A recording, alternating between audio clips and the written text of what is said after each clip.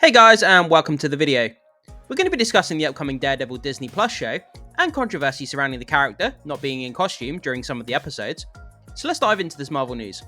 But before we get started, make sure you hit that subscribe button, hit that like button, and stay up to date with all the movie and streaming news we have going on around here, guys. So guys, we're going to take a look at this article here from cosmicbook.news. Scoop confirmed, Daredevil Born Again, a disaster.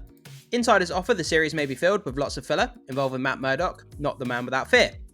So there's already a lot of controversy surrounding this show. It's not due to come out until 2025, and insiders and scoopers are claiming that lots of the episodes are going to be filled with just Matt Murdock and, kind of filler to do with his character, rather than seeing Daredevil actually suiting up as the character that we watched the show for. And it seems that people aren't happy.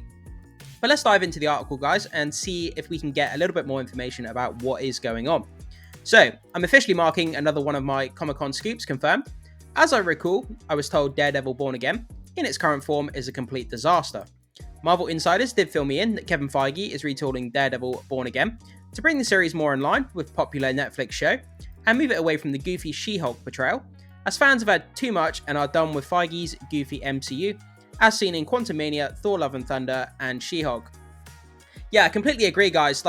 I'm one of those people that I harken back to the days of, the earlier phases of the MCU, where the tone was a little bit more serious. Obviously not as serious as what we saw in DC, but it was a little bit more serious, a whole lot less goofy than, the later phases. And these latest films here, like Quantumania, Thor Love and Thunder, and She-Hulk, they just leaned way too far into the goofiness, into the silliness, and the humor just didn't work for a lot of people. A lot of people were turned off by what they were seeing. And yeah, just not good compared to the earlier phases of the MCU. So it looks like Feige might be trying to retool Daredevil Born Again back to the Netflix show, where it was a little bit more serious, rather than having the kind of Daredevil that we saw in the She-Hulk, She-Hulk series.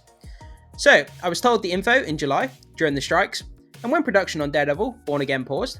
So I was told once the strikes are over, it's when Feige will get to work to fix the series. Doubt me, just look at Secret Invasion. Yeah, Secret Invasion, that was another disappointment, on Disney Plus. It was set to be this really awesome kind of thriller spy MCU show.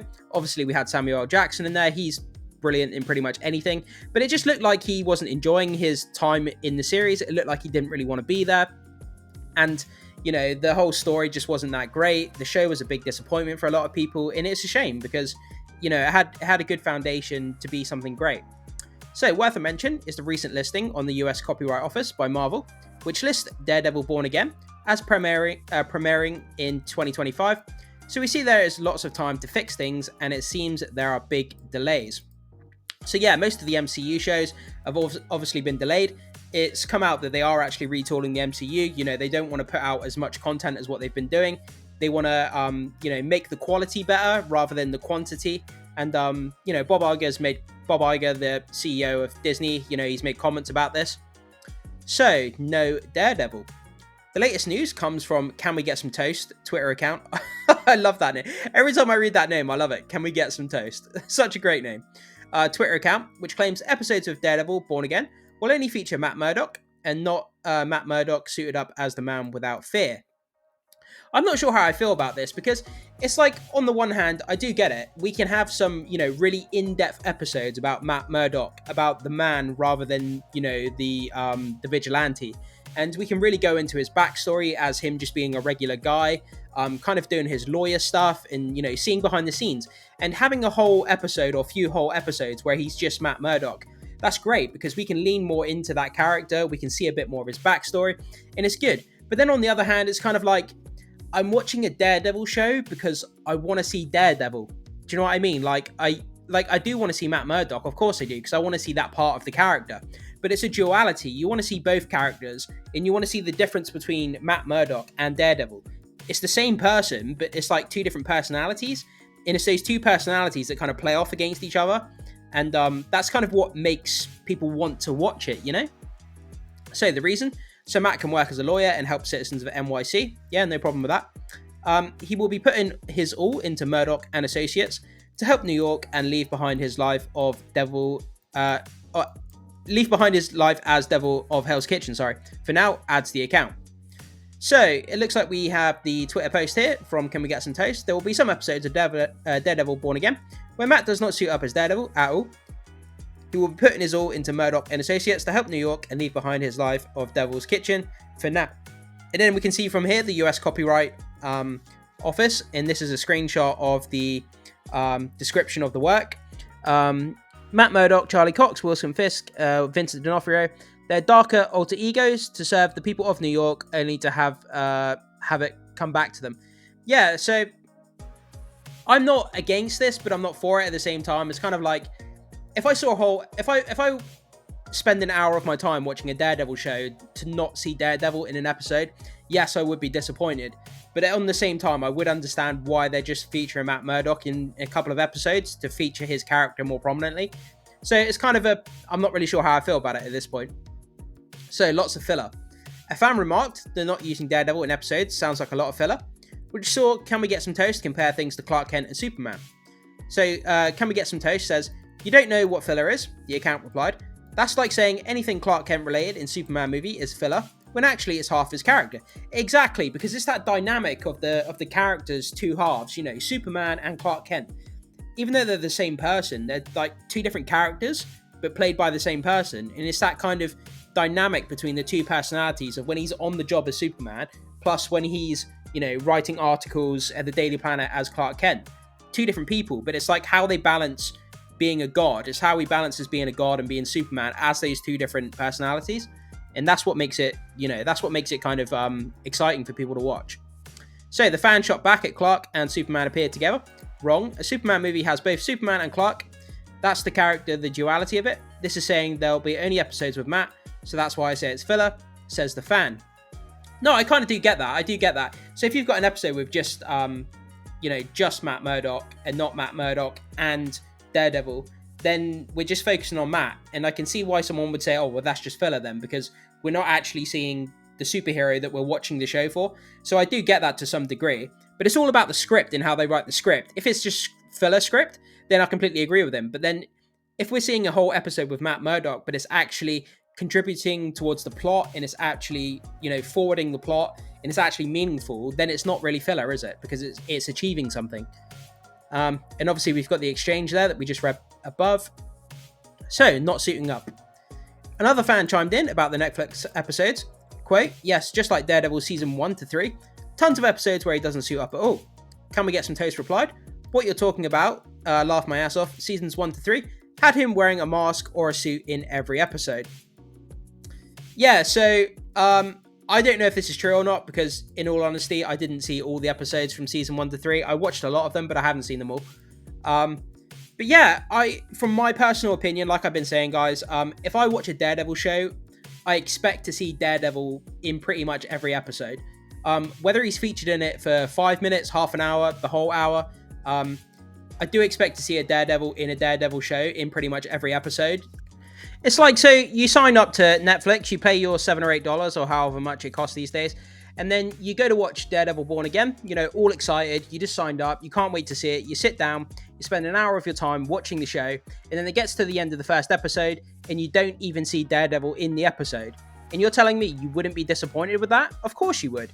You know, like I say, you're watching a superhero show, you expect to see that superhero in the episode. I don't think that's too much to ask, to be honest.